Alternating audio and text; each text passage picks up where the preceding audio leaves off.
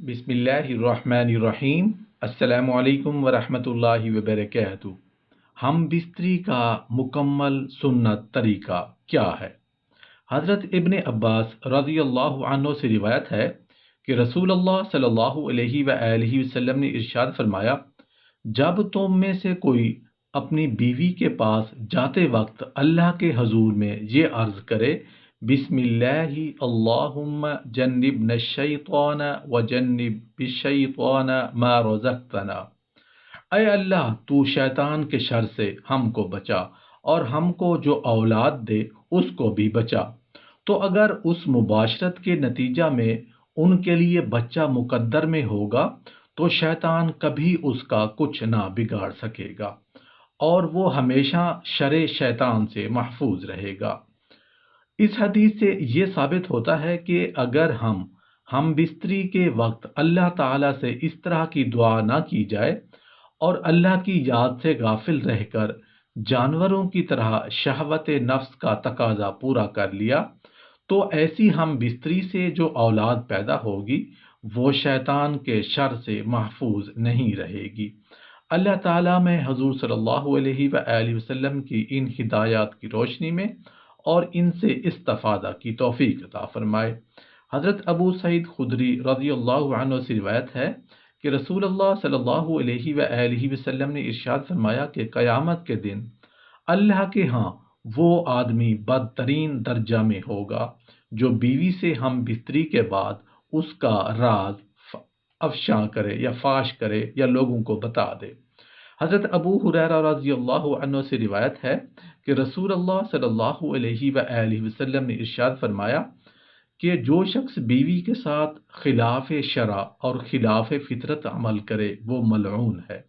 हज़रत अब्दुल्ला इब्न अब्बास रज़ियल्लाहु अन्हु से रिवायत है कि रसूलुल्लाह सल्लल्लाहु अलैहि वसल्लम ने फरमाया कि जो शख्स किसी मर्द या औरत के साथ खिलाफ वज़ा फितरत हरकत करे, अल्लाह ताला उसकी तरफ नज़र भी नहीं फरमाएगा।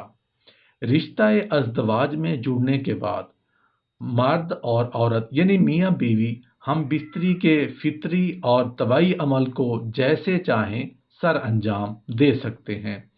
हम बिस्तरी के इस फितरी अमल में मियाँ बीवी जो भी वक्त और जो भी तरीका अख्तियार करना चाहें शरीयत में उसकी इजाज़त है, लेकिन शरीयत ने बीवी से हम बिस्तरी के इस फितरी अमल में हदूद भी मुकर्रर की हैं।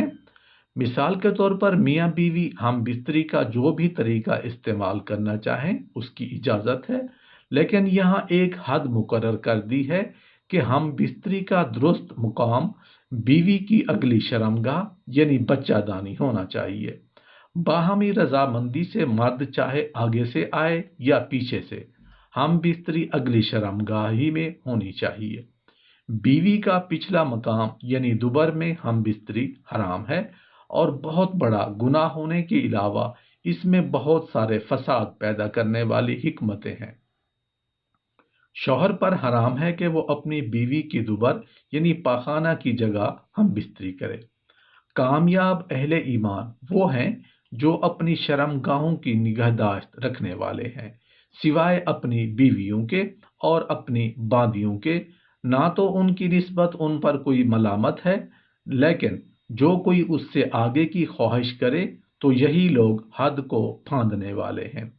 दूसरे मौका पर नेक बंदों की इम्तियाजी सिफात की तफसील में ये बताया गया है, और वो जो अपनी शर्मगाहों की निगहदाश्त रखने वाले हैं सिवाय अपनी बीवियों के और बांदियों के, तो ना उनकी निस्बत उन पर कोई मलामत नहीं, लेकिन जो कोई उससे आगे की ख्वाहिश रखे तो यही लोग हद को फांदने वाले हैं।